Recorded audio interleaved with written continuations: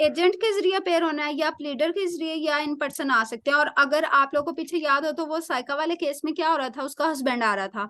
और दूसरी ये बात कि कोर्ट उसकी एब्सेंस में प्रोसीड कर सकती है। तो जो पीछे हम लोगों ने रिपोर्ट भी पढ़ी थी और लोकल कमीशन की कार्रवाई भी देखी थी, उसने क्या कहा था कि क्योंकि ये लोग मौजूद नहीं है अब यहाँ पे, तो मैं इनकी गैर मौजूदगी में कार्रवाई शुरू कर रहा हूँ, यानी कि इनको क्या कर रहा हूँ, एक्स पार्टे प्रोसीड कर रहा हूँ।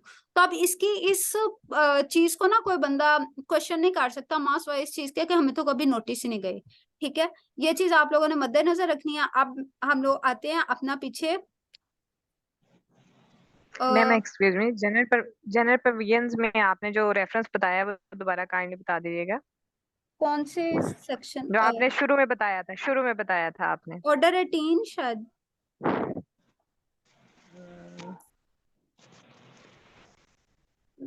अगर किसी को याद है तो प्लीज बता दें मुझे, तो ना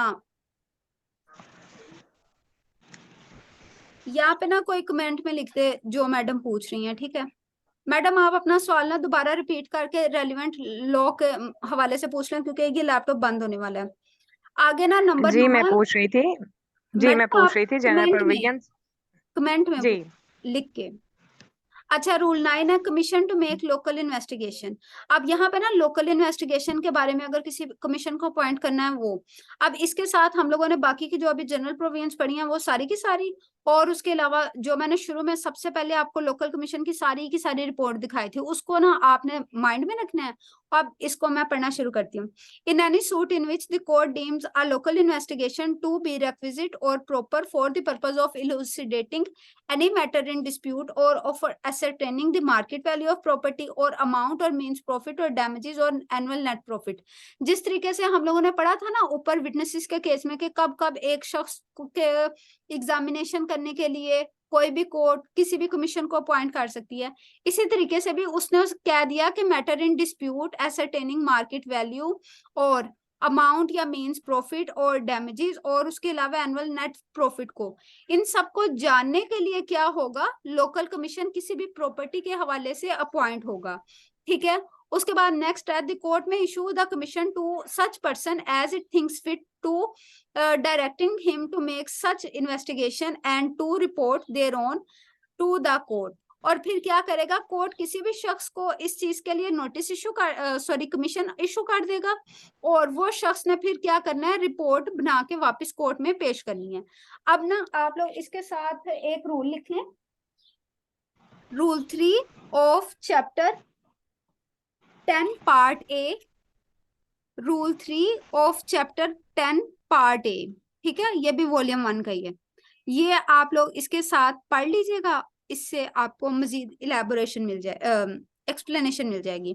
provided that where the provincial government has made rules as the to the person to whom such commission shall be issued, the court shall be bound by such rule। यानी कि अगर प्रोविंशियल गवर्नमेंट ने ये कह दिया ना कि ये फलां फलां बंदों को ही अपॉइंट करना है, तो कोर्ट ना उसको मद्देनजर रखते हुए ना इसको अपॉइंट करेगी। इसमें ना वैसे वो हाईकोर्ट रूल्स में उन्होंने लिखा हुआ है किसी इंजीनियर को अपॉइंट कर सकते हैं, और इंजीनियर के अलावा आप मुख्तलिफ किस्म के लोगों को अपॉइंट कर सकते हो जो अपने इसके अंदर ना महारत रखते हैं। और उसके अंदर अगर कोई एक्स है ना हमारे पास ऑफिसर, उस एक्स ऑफिसर को भी अपॉइंट कर सकते हैं वो लोग। और वो एक्स ऑफिसर का ये मतलब नहीं है कि कोई भी, बल्कि वो रेवेन्यू ऑफिसर का, और रेवेन्यू ऑफिसर जो कि करंट अभी काम कर रहा है उसकी मौजूदगी में हम लोग किसी रिटायर्ड बंदे को प्रेफर करेंगे कि भाई तुम आके इसकी लोकल कमीशन की रिपोर्ट देखो। और ये सारा कुछ ना ये आप लोकल कमीशन की इन्वेस्टिगेशन के दौरान भी लिख सकते हैं, लेकिन ये ज्यादा बेहतर है आपने किस में लिखना है, आपने लिखना है पार्टीशन के केस में। ठीक है ये जितनी मैंने आपको बातें बताई है ना ये पार्टीशन वाले केस में है। ठीक है, अब है rule 10 procedure of commissioner. The commissioner after such local inspection as he deems necessary and after reducing to writing the evidence taken on him shall return such evidence together with the report in writing signed by him.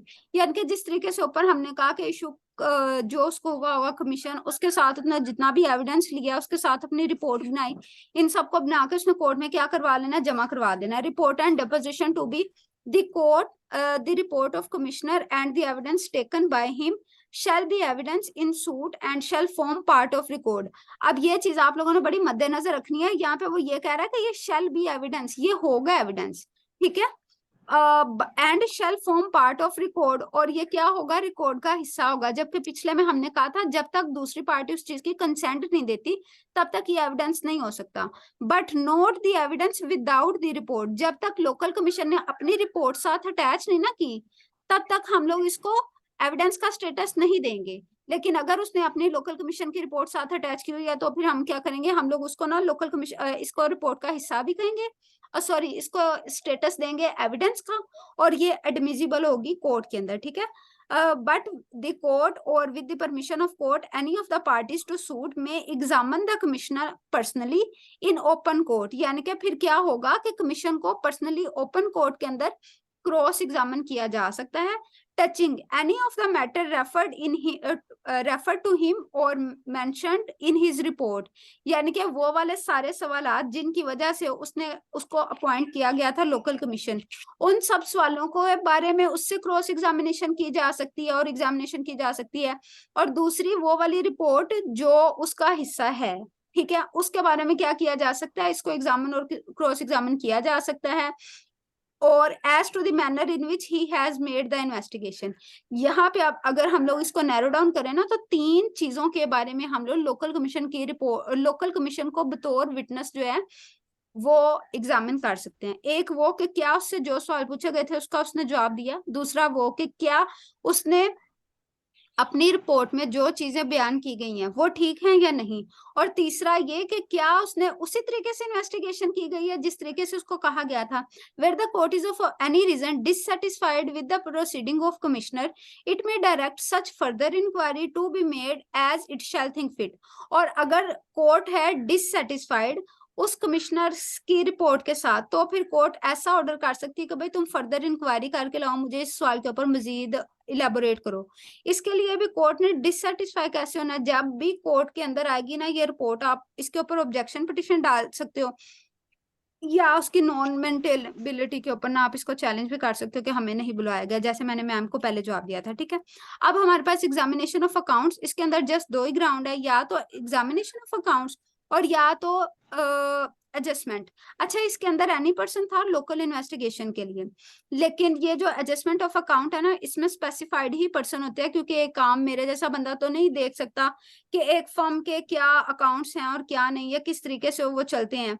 तो इसमें ना थोड़ी सी ज्यादा महारत की जरूरत होती है। जो मैंने पहले आप लोगों को बताया था ना एक रूल अभी थोड़ी देर पहले, वो पार्टीशन के हवाले से था, ठीक है। अभी ये जो है ना अकाउंट्स के हवाले से ये रूल 10 और 11 और 12 है। commission to examine adjust accounts in any suit in which an examination or adjustment of account is necessary, the court may issue commission to such person as it thinks fit, directing him to make such examination or adjustment, यानी कि या तो उसने accounts को और या उनको adjust करना है या एग्जामिन करना है कि कहाँ कहाँ पे गलतियां हैं या घपला वगैरह जो भी है, ठीक है। Court to give commissioner necessary instruction, the court shall furnish the commissioner with such part of proceedings and such instructions as appear necessary। अच्छा, इसको आप नोट करें, ये वाला जो रूल होगा ना ये दूसरों से थोड़ा सा मुख्तलिफ होगा, ठीक है।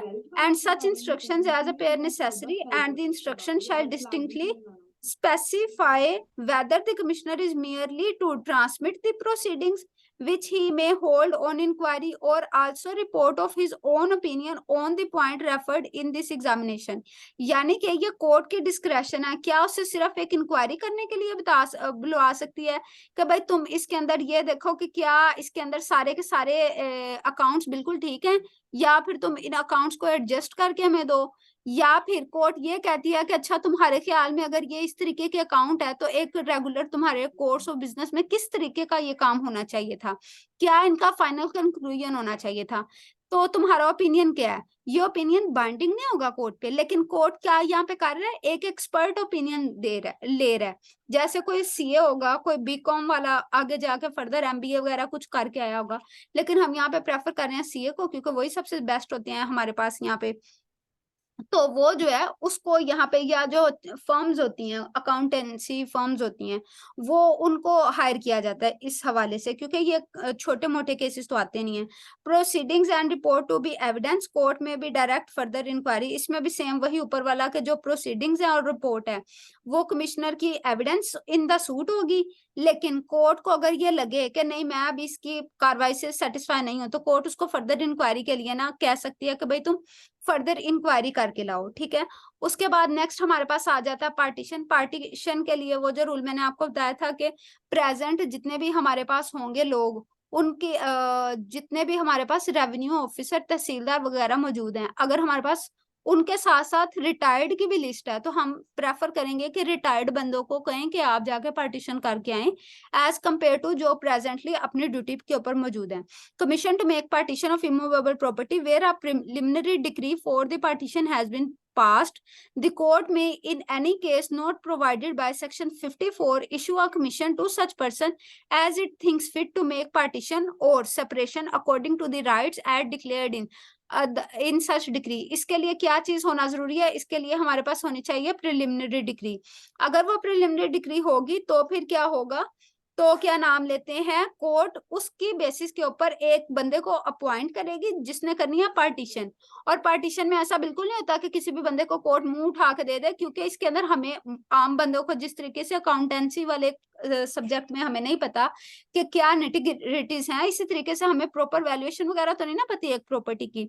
तो फिर इसमें एक ऐसे ही बंदे को प्रेफर किया जाता है जैसे तहसीलदार, पटवारी वगैरह, जो हमें एक अच्छा कल को रिजल्ट दे सके। Rule number 14, procedure of commissioner. The commissioner shall, after such inquiry as may be necessary, divide the property into as many share as may be directed by the order under which the commissioner was issued। यानी कि पहले आए preliminary decree, फिर बंदे को appoint किया गया, फिर उसको कहा भाई तुमने 10 हिस्सों में इसको डिवाइड करना है। अब उस बंदे ने क्या करना है, इसको 10 हिस्सों में ही डिवाइड करना है। And shall allot such share to the parties, और जो जो पार्टी है उनके हाथ वो उनको कह देना भाई तुम यहाँ पे बैठ जाओ, तुम यहाँ पे बैठ जाओ। मतलब अगर यहाँ पे मेरे पास ये 10 हैं, ठीक है, हिस्से, और यहाँ पे मेरे पास 10 ही लोग हूँ, ठीक है, यहाँ पे एक हमारा हो गई, एक सर अली हो गए, एक सर मुजाहिद हो गए, उसके अलावा एक सुब्बल हो गई, एक सबा हो गई, एक मैम शाहिदा हो गई, एक लारेब हो गई, एक दिलखुशा हो गई, और इस तरीके से 2 बंदे और कर लें, एक आकिब हो गया और एक उस्मान, ठीक है। अब इन सबको अगर उन्होंने यहाँ पे लोगों को बिठा दिया ना, तो ये सारे लोग क्या है, ये सारे लोग वही जगह पे बैठेंगे और ये ऐसा समझा जाएगा कि कोर्ट की तरफ से ही इनको बिठाया गया, ठीक है। The commissioner shall then prepare and sign report, और कमिश्नर ने क्या करना है कि रिपोर्ट प्रिपेयर करनी है और उसके ऊपर अपने साइन करने हैं। और कमिश्नर्स, जहां पे एक से ज्यादा कमिश्नर्स होंगे, shall prepare and sign separate reports appointing the share of each party and distinguishing each share. और अगर एक से ज्यादा है तो उन्होंने अपनी सेपरेट रिपोर्ट बनानी है और इनके ऊपर साइन वगैरह करने हैं, और साइन करने के बाद उन्होंने कोर्ट में ये चीज ना जमा करवानी है। बाय मीट्स एंड बाउंड, यानी कि जितने जिसका बनता है उतना हिस्सा उसको देना है। सच रिपोर्ट और report shall be annexed to the commission and transmitted to court, यानी कि वो जो कमीशन इनको अपॉइंट हुआ सॉरी इशू हुआ है उसके साथ इन्होंने नोटिस वगैरह कार्रवाई से लेकर जितनी उनकी रिपोर्ट बनी है वहां तक के सारे डॉक्यूमेंट्स अटैच करके कोर्ट में जमा करवाने हैं। सच रिपोर्ट और the reports shell be annexed, अच्छा ये तो हो गया। After hearing any objection which the parties में मेक टू द रिपोर्ट और रिपोर्ट्स शैल कंफर्म वेरी और सेट असाइड। यहाँ पे कोर्ट ने बता दिया कि अगर किसी पार्टी ने कोई ऑब्जेक्शन लेना है तो वो यहाँ पे लेगी और फिर पार्टीज को सुनेगी, और फिर अगर तो ये जो लोगों को यहाँ पे बिठाया गया, अगर कोर्ट को लगता है कि हाँ भाई ये बंदे ने ठीक बिठाया है और ये ऑब्जेक्शन फजूल है, तो फिर कोर्ट ने इन्हीं को ही कंफर्म कर देना है। लेकिन अगर कोर्ट को लगता है कि नहीं ये ऑब्जेक्शन जो है ये सही इस बंदे ने लिए हैं, तो फिर क्या होगा, तो फिर इस बंदे के जितने भी ऑब्जेक्शंस हैं उनको देखते हुए वेरी यानी कि चेंजेस कर सकते हैं इनके पोर्शंस में, या फिर सेट असाइड पूरी की पूरी ये जो है ना प्रोसीडिंग ऑफ डिमार्केशन, इसको वो खत्म कर सकता है, ठीक है। ये कोर्ट की अपनी डिस्क्रेशन है। Where the court confirms or vary the report और reports it shall pass a decree in accordance with the same as confirmed or varied. और पहले आई थी प्रिलिमिनरी डिग्री, अब हमारे पास क्या आ रही है, कंफर्मेशन करने के लिए डिग्री आ रही है, या अगर उसने वेरी किया तो उसको वेरिड डिग्री आएगी। But where court set aside the report और reports it shall either issue new commission और make such other order as it think fit. तो या फिर क्या होगा, जहां पे कोर्ट ने इसको सेट असाइड किया, वहां पे डिग्री पास नहीं की जाएगी, वहां पे क्या किया जाएगा, वहां पे कोर्ट या तो नया अपॉइंटमेंट ऑफ लोकल कमीशन नहीं की जाएगी, और या फिर नंबर 2 पे कोई भी ऐसा ऑर्डर जो कि कोर्ट को लगता है कि नहीं ये बिल्कुल ठीक है, और कोर्ट ना उसको पास करेगा। यहाँ तक आप लोग को समझ आ गई? प्लीज कंफर्म कीजिएगा। Yes miss. जी मैम। राइट।